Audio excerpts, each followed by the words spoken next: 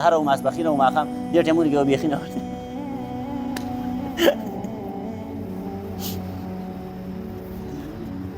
دې ټایمونو کې به بیخي نه ورځي صحیح شوه لکه نو که ښځه اوس نواز ته آواز کوي نو ای به ورته نه وایي چې ای نواز به ورته وایي چې نواز دا کار وکړو نواز دا کار وکړو صحیح شوه لکه نه یا امیر صاحب ته آواز کوي چې ساجد رحمان امیر صاحب دا کار هغه به اوس امیر صاحب هم وایي صحیح شوه لکه نه ځکه چې ساجد رحمان خو امیر صاحب دی ابراهیم علیه الصلاة والسلام خپله بیبي حضرت هاجره رضی الله عنها او اسماعیل علیه الصلاة والسلام د ځان سره کړل او مکې مکرمې ته لاړل دا اوس چې بیت الله شریف په کوم ځای باندې دی نو د دغې خواته یوه ونه وه او د هغه ونې په یخ کې دغه خپل بچی ماشوم چې د پیو بچی و له پیه خوړل د مور پیه خوړل او هاجره رضی الله عنها دا دواړه یې دغلته پرېښودل د دې ونې په یخ کې او ابراهیم علیه الصلاة والسلام د دوی نه واپس شو وایي زه لاړم واپس شام ته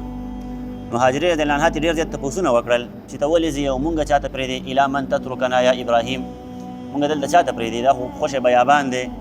او خوشې ځنګلې دي په دې ځای کې ته مونږ پرېږدې ما سره خو دا ماشوم بچی دی چېرته ځناور به مات کي یا د ماشوم ته به ځناور نقصان ورسوي نو دا تپوسونه مپوسونه یې کول خو ابراهیم علیه الصلاة والسلام جواب نه ورکاو دلته صرف یو مسله زده کوي هاجره رضی الله عنها چې کله ابراهیم علیه الصلاة والسلام ته آواز وکړو چې الی من تترکنا یا ابراهیم نو خاوند یې او نوم یې ورته واغستو خاوند یې و که نه ابراهیم یې ورته ووي زمونږ په دې معاشره کې که ستاسو خیالي نو خاوند ته ښځه نوم نه وایي ای او هغه به هغه دا کار وکړو هغه دا کار وکړو هغه راغلی و هغه لاړو صحیح شوله که نه او ای ورته وایي او دا مطلب ای اواز یې ورته کوي نو ای نوم ورته نه وایي صحیح شوله به هر حال په نوم ویلو کې څه ګناه نشته دی چې مونږ یې ورته نه وایو صحیح شوله که نه دا خو بس په معاشره کې یو خبره داسې مشوره شوې ده چې یاره دې خاوند ته به نوم نه وي او دا داسې بده خبره ده نور ساده د شریعت مسله نه ده چې هلکه خاوند ته به نوم نه وي بهتره خبره دا ده چې د چا څه نوم دی په هغه نوم باندې راوبلې د لکه ابراهیمه صحیح شوه لکه ابراهیم علیه الصلاة والسلام ښځې ابراهیم علیه الصلاة والسلام ته په ابراهیم نوم باندې آواز وکړو یا ابراهیم مونږ دلته چاته پرېږدې صحیح شوله که نه نو که ښځه اوس نواز ته آواز کوي نو ای به ورته نه وایي چې ای نواز به ورته وایي چې نواز دا کار وکړو نواز دا کار وکړو صحیح شوله که نه یا امیر صاحب ته آواز کوي چې ساجد رحمان امیر صاحب دا کار هغه به اوس امیر صاحب هم وایي صحیح شوله که نه ځکه چې ساجد رحمان خو امیر صاحب دی یا هر چاته ما ته هم که ښځه آواز کوي ما ته خو واو دغه وایي دا به ورته وایي چې هلکه د پلانکي پلاره د ګلزاده پلار صحیح شوله که بهرحال دا څه قرآني آیت هم نه دی او نه څه شرعي مسله ده چې یاره ښځه به سړي ته نوم نه وایي صحیح نن سبا خو چونکې اډوانس دور دی اوسني هلکانو ته ټول نومونه وایي صحیح شوله که نه ما ته په خپله ښځه نوم وایي ما ته څه ای او بي نه وایي که نه پکار ده چې نوم وایي صحیح شوله په دې کې څه ګناه نشته دی نو ښځو ته ووایي او دا خپل نوم په سړي باندې خم لګي ځکه الله جل شانه قرآن مجید کې پیغمبر علیه الصلاة والسلام ته محمد نوم باندې آواز کړی دی صحیح شوله که نه او نور چې څونه پیغمبرانو تذکره شوې ده یا موسی یا ابراهیم الله جل شانه ورته په نومونو باندې آواز کړی لکه داسې ورته هم ویلی یا ایها النبي یا ای زما پیغمبره ای زما بنده یا عبدالله یا زما بنده دا آوازونه کولی شي خو الله جل شانه ورته نوم یاد کړو نو نوم اخیستل ښه شی دی ښه او ښځو ته ووایه بهی نوم به راته ویلی نه به ایسته پلانکي او هغه او دغه و دا آوازونه به یې رامعینه کړي بهرحال ابراهیم علیه الصلاة والسلام باندې بیبي آواز وکړو چې الی من تترکنا یا ابراهیم ته مونږ چاته پرېږدل ته خو ډېر خوښه بیابان دی او ډېر تکلیفونه به او دا چې لکه مونږ باندې ویل د سخته تېرېږي ابراهیم علیه الصلاة والسلام جواب نه ورکاو چې کله ورته پته ولګېده چې اوس خو جواب نه راکوي نو په خپله دې تپوس وکړو چې الله جل شانه ورته حکم کړی دی ابراهیم علیه الصلاة والسلام ورته ووایي او الله جل شانه راته حکم کړی دی چې واپس شام ته لاړ شو نو بس هغې ورته وایي چې اذا لا یضیعنا الله جل شانه بیا مونږ نه ضایع کوي حاضرې رضی الله عنها ورته وایي چې تا ته الله جل شانه حکم کړی دی چې دو دلته پرېږده او ته واپس لاړ شه شام ته نو الله جل شانه به مونږ نه ضایع کوي زمونږ هغه انتظام به الله جل شانه وکړي بهرحال تفصیلي قصه ده خو مختصر یې ته وایم بیا چې کله ابراهیم علیه الصلاة والسلام واپس شو نو اسماعیل علیه الصلاة والسلام او مور یې په هغه خوشي بیابان کې پاتې شو نو ابراهیم علیه الصلاة والسلام ورته په یو مشک کې لږې اوبه پرېښودلې وې او لږې کجورې ورته پرېښودلې وې چې دا خپل ضرورت دپاره استعمالوئ خو چې بیا ابراهیم علیه الصلاة والسلام لاړو څه موده تېره شوله نو هغه اوبه هم ختمې شوې او هغه کجورې هم ختمې شوې نو او لږې وتندې سخته پرې راله او حاجرې رضی الله عنها په فکر کې شو چې یاره اوس به سجل کېږي نو صفا مروه ته یې منډه ووهله که چېرته څه پیدا شي دغلته خېجه مچوت ځای دی که ښکته مې څوک ولیدل څه قافله مافله روانه وه نو هغو نه به خوراک مراک وغواړم اوبه به ترې وغواړم ځکه ماشوم بچی دی را سره او نور څه خوراک هم نشي کولی صحیح شوله که نه که زه خوراک نه کوم نو بچي ته هم خوراک نه میلاویږي ځکه بچی خو د مور پی خوري نو بهرحال دغه صفا ته یې منډه ووهله بیا یې بلې مروه ته منډه ووهله دغسې وچه کرې ووهلې صحیح شوله که د دې دواړو په درمیان کې داسې وادي غونته ده هلته به خېجي دلته به خېجي منځ کې چې وادي ده او په دې کې به اوبه راتلې اوس پکې هم اوبه راځي هلته که تاسو ترې په هغې باندې اوس چت غورځولی دی چت یې پې اچولی دی نو خلک پې د پاسه تېرېږي خو چاته پته نه لګي چې لاندې اوبه روانې دي صحیح شو نو هغې کې به اوبه راتلې، اوس هم پکې اوبه را روانې دي. بهرحال په هغې باندې به منډه وواله، بیا به راغله د اسماعیل علیه السلام خواله چې چېرته مړ شوی نه وي د ولږې د وجې نه، یا چېرته ځناور څه حمله ومله پې نه کړي. بهرحال دغه دونه فکر او دونه غم پې تېر شو. بیا داسې کار وشو چې کله دا راغله نو ابراهیم علیه السلام اسماعیل علیه السلام په ځمکه باندې د خپلې خپې وهلې دا پوندې داسې ماشومان چې وي لتې وایي چې پراته په ځمکه باندې، نو دغسې لتې وهلې وو. جبرائیل علیه السلام راغی یو غیبي اواز یې وکړو چې تاسو مایوسه کېږئ مه. غیبي اواز راغی د یو طرف نه چې تاسو مایوسه کېږئ مه او غمجن کېږئ مه. نو حاجرې رضی الله عنها ورته وویل چې زمونږ څه مدد وکړه، ای غیبي اواز کوونکیه زمونږ څه مدد وکړه، داسې الفاظ یې وویل. نو د هغې نه پس بیا اسماعیل علیه السلام چې د خپې وهلې نو اوبه ترې روانې شوې، د هغه ځمکې نه اوبه راووتلې. ابي زمزم چې اوس د حاجیان لاړ شي ولته ټپکو کې راوړي، دلته خلکو له دېزګي هغه اوبه ورکړي، ځان له هغه ساتلي په کور کې ایښودي. بهرحال هغه اوبه ترې رازنده شولې، صحیح شوله که نه. نو بیا دوی ته هغه مشک هم ځان له ډک کړو او اوبه یې هم وڅښلې. بهرحال سیراب شو. بیا داسې کار وشو چې په دغه ځای باندې یو قبیله یو قافله تېرېدله، قبیله وه. دا قبیلې به ګرځېدلې چې کوم ځای کې به شینکۍ وو نو هلته به تللې، هلته به یې وخت تېر کړو. بیا چې یو بل هلته به بیا خشکي راغله، خزان به راغی، مطلب جمع به راغی، نو هغه بیا بل ځای ته سفر کوه، هغه ځای ته چې هلته به شینکۍ منکۍ وو او څاروي ماروي به سرېدل. نو دغسې یو قافله روانه وه، پوره قبیله وه، بني جرهم نوم یې و دغه قبیلې. دوی روانو نو دغلته به نور کله نه یې څارېدل، خو چې دا اوبه یې ولیدې نو د دوی خواله رالل او تپوس اجازت یې ترې وغوښتو. وایي که ستاسو اجازت یې نو مونږ دلته یو څو ورځې قیام کوو، مونږ به دلته پاتې شو. نو حاجرې رضی الله عنها وله اجازت ورکړو چې تاسو دلته پاتې شئ، خیر دی. نو ګوره دا دلته مونږ ته دا مسله معلومېږي چې بھائی پردي ځای باندې داسې دعوې نه کوې. مثال کے طور پر ته په یو ځای کې یو سړی په یو ځای کې اوسېږي، صحیح شوله که نه، او ته لاړې ویسته پکې ځان وردننه کې. لکه واضحه مثال یې زمونږ په بنکوټ کې دی چې ټول نوابي ځمکې وي، صحیح شوله. نن سبا به خلکو قبضې کړي دي، هلکه دا زما ځمکه ده، پلانکي ده، د هغه ده. نو بهرحال دغه شي نه ځان ساتل پکار دي. ښه هغه مکه مکرمه د هغو ونه، د حاجرې رضی الله عنها یا د ابراهیم علیه السلام ونه، خو بس هغه کم خلک چې راغلل نو هغوی اجازت وغوښتلو، ټیک شوله. اجازت یې وغوښتلو چې تاسو خواله مونږ در شو که نه، ستاسو سره مونږ ایثار شو که نه. نو ګوره کور ته چې کله ورځئ نو هم اجازت غواړئ، پردۍ کمرې ته ورننوځئ، صحیح شوله که نه، نو اجازت غواړئ. څو پورې دننه نه اواز نه راغلی چې راشه نه به ورځئ.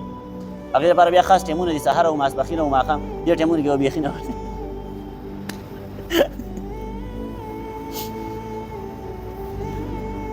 دې ټایمونو کې به بیخي نه ورځي، صحیح شوله که نه. او کوم چې عام معمول دی، عام وختونه دي، نو په هغې کې به اجازت غواړي چې کله د دنې نه اجازت میلاو شو نو هله ورځه. دغسې کله چا کور ته هم ورننوځي نو به یې اجازت غواړي چې کله اجازت میلاو شو د هغې نه پس به ورځي. نو هغوی اجازت وغوښتلو، هغه خلک دغلته ایثار شو، بیا ډېر وخت دغلته اوسېدل. اسماعیل علیه السلام چې کومه عربي زده کړې وه، عربي ژبه دا یې د دقه قبیلې د خلکو نه زده کړې وه، ځکه دوی خو د عراق نه راغلي وو که نه، او په عراق کې څه بل شانته ژبه وه، د هغې هغه نوم مال نه راځي، خو هلته بل قسم ژبه ویله کېده، صحیح شوله که نه. نو اسماعیل علیه السلام د دغه خلکو نه عربي زده کړله، ډېر وخت یې دغلته تېر شو. بهرحال دغه قصه مې څه وشوله نو دا آیت چې الله جل شانه را نازل کړو نو دا د ابراهیم علیه السلام هغه دعا ده چې کله هغه خپل بچی او بیبي هلته پرېښودل په خوشي ځای کې، نو چې کله واپس کېدو ابراهیم علیه السلام وفرمایل وإذ قال ابراهیم رب اجعل هذا بلدا آمنا، ای زما ربه دا ښار د امن والا وګرځې او په دې کې چې کوم خلک اوسېږي نو هغو له رزق ورکړي. نو ګوره د ابراهیم علیه السلام د دوا هغه برکت دی چې په دې حرم شریف کې په لکاو خلک لکاو نه کروڑاو ته هم رسي، صحیح شوله که نه، ځکه چې خلک ډېر زیات دي د عمرو په وخت کې یا د عمرې وخت وار ټایم دی، حجونو په وخت کې ډېر زیات خلک دي، هغو کله ویزې بندې کې پابندي ولګوي لکه دونه خلک به راځي او دونه به نه راځي، صحیح شوله. د دنیا خلک ځي خو هلته چېرته د رزق کمې رانغې. دا هغه د ابراهیم علیه السلام او پیغمبر علیه السلام دغه دپاره د مهاجرینو دپاره دعا کړې وه، صحیح شوله که نه، د مکې والو دپاره دعا کړې وه چې دوی په رزق کې برکت واچوي. او ابراهیم علیه السلام دعا کړې وه چې ورزق اهله من الثمرات، دوی له رزق ورکړي د میوو نه. نو دا دغه دعا برکت دی. ښه ابراهیم علیه السلام چې رخصت کېدو نو ویې فرمایل وإذ قال ابراهیم، او کله چې وویل ابراهیم علیه السلام رب اجعل هذا بلدا آمنا، چې ای ربه زما اجعل وګرځې هذا بلدا دې ښار لره آمنا امن والا، ورزق اهله او رزق ورکړه د دې باشندګانو له، یعنې کوم خلک چې په دې کې اوسېږي، من الثمرات د میوو نه، من آمن منهم هغه چاله چې ایمان راوړی دی د دوی نه، یعنې کومو خلکو چې ایمان راوړی دی. ابراهیم علیه السلام خو تخصیص بیان کو، صحیح شوله، او دا هم داسې تنګ نظري ونه کړله. تاسو به اوس وایئ چې یاره دا د مسلمانانو دا قید یې ولې ولګاو چې صرف مسلمانانو له رزق ورکړه او نورو خلکو له مه ورکوه، صحیح شوله که نه. لکه مثال کې طور پر زه اوس یو 15 کسان یو ځای ته ورولېږم او کس باندې اواز وکړم چې هلکه د یو کس له د پلانکې څیز ورکړه، صحیح شوله. د هغه نورو نفي خو ما نه ده کړې چې نور له مه ورکوه، خو چې دا مې وویل چې د یو له ورکړه نو مطلب دا دی چې نور له مه ورکوه، ټیک شوله، دغه یو له ورکړه. نو ابراهیم علیه السلام دغسې کار وکړو چې من آمن منهم بالله، چې چا په الله جل شانو باندې ایمان راوړی دی هغو له رزق ورکړه. نو دا یې د یو وجې نه وویل. اصل کې شاته دې سبق کې تاسو ویلي وو چې الله جل شانه ورته وفرمایل چې قال لا ینال عهد الظالمین، زما دا کم د پیشواګان مطلب ستا په امت کې به خلک پیشوایان جوړېږي یا مونږ ته د خلکو پیشوا او امام جوړ کړلی نو الله جل شانه ته وایي چې زما دا عهد چې کوم دی چې امامتي به ورکوم یا مشري ورکوم نو دا هغه خلکو له چې کوم مؤمنان مسلمانان ظالمانو ته ما دا وعده نه ده کړې نو د دقې وجې نه ابراهیم علیه السلام وایي چې چا ایمان راوړی دی هغو له رزق ورکه والیوم الاخر یو په ورځ د آخرت باندې چې چا ایمان دی نو الله جل شانه ته وفرمایل قال الله جل شانه فرمایل ومن كفر او چا چې کفر وکړو نو فامتعه قلیلا نو څه لږه فایده به هغو له هم ورکمه ثم اضطره الى عذاب النار او بیا به راکاږم دغه کافران الى عذاب النار عذاب د اور ته وبئس المصیر او دا ډېر بد ځای دی د ورتلو خو د دې نه به دا مطلب هم نشي اخیستلی چې الله جل شانه ووایي چې څه لږه شانته فایده به ورکمه معاشره باندې که سوچ وکړي دنیا باندې نو د کافرانو سره ډېر زیات مال دولت دی او د مسلمانانو سره نشته دی خیال هم دی که نه حالانکې الله جل شانه خو فرمایلی دي چې مؤمنانو له به ډېر ورکوم کافرانو له به لږ ورکوم خو د دغه لږ مطلب دا نه دی د دې لږ مطلب دا دی چې د دنیا لږه شانته زندګي ده نو په دنیا کې به دو لږه فایده دې نه واخلي صحیح شوله که نه بیا د آخرت زندګي چې کوم دی د بقا زندګي هغه د مؤمنانو دپاره ده په هغې کې بیا د مؤمنانو دپاره رزق دی بیش بها رزق دی بې حساب او بې کتاب رزق دی نو هغه به ورته میلاویږي نو به هر حال په دغه خلکو باندې دغه خلکو ته پس خیدل نه دي پکار چې یاره دو سره مال دولت دی او دا دي او پیسې دي ورسره او ډالر دي ورسره پلانکې څیز دی او هغه څیز دی هغو ته پس خیدل نه دي پکار مونږ له الله جل شانه لږه زندګي راکړې ده په دنیا کې لږه سخته مشکلات به راځي خو بیا په قیامت کې الله جل شانه زموږ سره وعدې کړي صحیح شوله که نه نو د هغې امید او تمه د الله جل شانه ساتل پکار دي بله دا ده چې دنیا د زندګي عارضي زندګي ده لکه نوح علیه السلام قصې تاسو کوئ که نه چې 9.5 کاله یې صرف تبلیغ کړی و داسې وایې که نه وایې 9.5 کاله یې صرف تبلیغ کړی و هغه له الله جل شانه عمر څونه ورکړی تاسو ته پته ده څونه عمر یې ورکړی 1400 جی امیر صاحبان وایې 1200 ته څه وایې محمد څه 1200 صحیح ده کېدای شي ستاسو دا هم صحیح خو د زر کاله ستاسو دا هم کېدای شي صحیح شوله که نه خو د احادیثو نه معلومیږي په احادیثو کې دا خبر راغلی چې 1400 کاله عمر و ٹھیک شوله الله جل شانه ول 1400 کاله عمر ورکړی و په هغه کې 9.5 کاله د هغه د الله جل شانه دعوت چلولی او تبلیغ یې چلولی و ټیک شوله که نه او بیا چې کله هغه طوفان نوح راغی نو د هغې نه څه سوونه کاله بیا پس ژوندی و د هغې نه پس بیا وفات شو چې کله یې د وفات وخت رانږدې شو که نه مین خبره دا ده چې کله یې د وفات وخت رانږدې شو یو سړي ته تپوس وکړو یو چا ته تپوس وکړو چې تا خو په دنیا کې ډېره غټه زندګي تېره کړه 1400 کاله یې تېر کړل نو تا د دنیا څنګه بیا مونته د دنیا ته یې په کم نظر باندې وکتل د دنیا څه ښه شی او که ښه شی نه و نوح علیه السلام ورته وفرمایل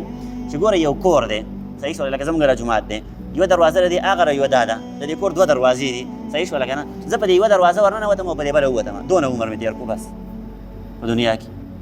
1400 کاله مې داسې تېر کړل لکه یو کور ته چې په یوه دروازه ورننوځم او ډایرکټ په بله باندې وځم مطلب دا دی چې دنیا د زندګي عارضي ده او په دې باندې مړېدل نشته یو سړی وایي چې زه پرې مړوم ځان خامخا او دلته به ناست یم نه ځي نه دا قصه بیسه نشته دی نو د دقې وجې نه الله جل شانه وفرمایل چې فامتعه قلیلا دې کافرانو له به څه لږه شانته فایده ورکړم په دنیا کې خو د آخرت د دوی بیا تباه او برباد دی او مسلمانانو سره مؤمنانو سره الله جل شانه دا وعده کړې ده چې د دوی آخرت به هم کامیابي او په دنیا کې به هم دوی ته کامیابي میلاویږي صحیح شوله که نه که دنیاوي کامیابي نشته دی نو اخروي کامیابي به الله جل شانه ورکړي صحیح شوله که نه او داسې هم نه دی چې دنیاوي کامیابي نشته دی تاسو ته ما ډېر شی کرته دا خبره کړې ده چې چا په دین اسلام باندې صحیح عمل کړی دی صحیح هغو له الله جل شانه دنیا کې هم کامیابي ورکړې ده خو دا داسې قاعده کلیه نه ده چې ته په دین باندې عمل کوو نو خامخا به کامیابي درکولی کېږي ٹھیک شوله ځکه داسې ډېر شی خلکو په دین باندې 100% چلېدلي دي خو بیا هم په دنیا کې هغه دنیاوي کامیابي چې مونږ ورته وایو پیسې مال دولت هغه ورسره نه و هغه له الله جل شانه نه ورکړي او ښکاره مثال پیغمبران دي زموږ مخکې ته بعضې پیغمبران صحیح شوله زموږ خو پیغمبر محمد صلی الله علیه وسلم 63 کاله زندګي تېره کړله په دنیا کې د غربت زندګي تېره کړله او داسې نه وه چې مال دولت نه و چې یو حمله به په یو ځای باندې وکړه که نه د دنیا مال غنیمت به راغی او هغه مال غنیمت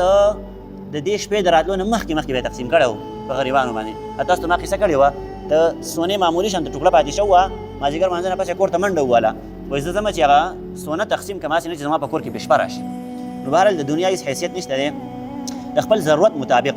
ضرورت مطابق دنیا لره توجه ورکول دا پکار دي صحیح شوله که نه ستا څونه ضرورت دی مطلب بچي دي ښځه دي ده ته ستا ضروریات دي ټیک شوله که نه یو سړی وایي زما خواهش دی ځان له ګاډی والمه نو دا هم ضرورت دی ټیک شوله که نه یو سړی وایي زما خواهش دی ځان له ښه مزیدار عالیشان کور جوړ کړم دا هم خواهش دی د دې به دا مطلب نه چې یاره ته په دنیا پسې نښته یې ټیک شوله که نه یو سړي ځان له غټ کور جوړ کړو جمعه او تا دا خشک زبرګان نه دا وچ زبرګان دو پې بیا له ټاپې لګوي لکه دا دنیا لې غاړه ورکړې ده دا دی هغه دی او د خدای په بندګانو باندې نه لګي، د خدای په دین باندې نه. دا مطلب نه دی. د پیغمبر علیه الصلاه والسلام حدیث مې راته ویلی دی چې د ټول نه بهترین مال هغه دی چې لاولې په ځان ولګي، په خپله سورلۍ باندې ولګي، په خپل کور باندې ولګي، په خپل خوراک یې ولګي، ټیک شوله که نه، په خپله جامه پیزار باندې ولګي، هغې نه پس پکې بیا د خلکو حصې کوه، خلکو له ورکوه، ټیک شوله که نه. نو بهترین صفت خو دا دی چې په ځان یې هم خرچه کوه، نورو خلکو له هم ورکوه. نو به هر حال دنیاوي زندګي چې کومه ده د ضرورت مطابق استعمالول پکار دي. صحیح شوله. د یو سړي ضرورت څونه دی نو هغه په هغه باندې ډیپینډ کوي چې یاره دته څونه ضرورت. اوس زما دا ضرورت دی چې یاره زما ګزاره روانه ده. صحیح شوله که نه. داسې د هر سړي به ګزاره روانه وي، ټیک شوله. خو یو سړي خواهش دی چې یاره دا ګزاره مې لږه ښه شي، لږ ښه په سور کې شمه، نو هغه دې لږ ډېر روزګار کوي، لږ ډېر کاروبار دی کوي، لږ ډېرې پیسې دې ګټي، ځکه چې هغه د ضرورت دی. نو په کاروبار کې هم څه حرج نشته دی، په پیسو ګټلو کې هم څه حرج نشته دی، کورونو جوړولو کې، بنګلو جوړولو کې هم څه حرج نشته دی، ټیک شوله که نه. نو هسې خلکو ته نیتونه مه راخلاصوئ چې هلکه دې پلانکي سړي خو کور جوړ کړو، بنګله یې جوړ کړو، په ګاډي کې ګرځي، دغه دی.